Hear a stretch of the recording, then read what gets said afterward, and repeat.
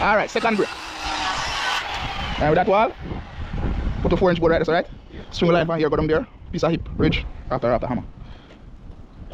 Yeah man, second break. That is my canvas. And you left.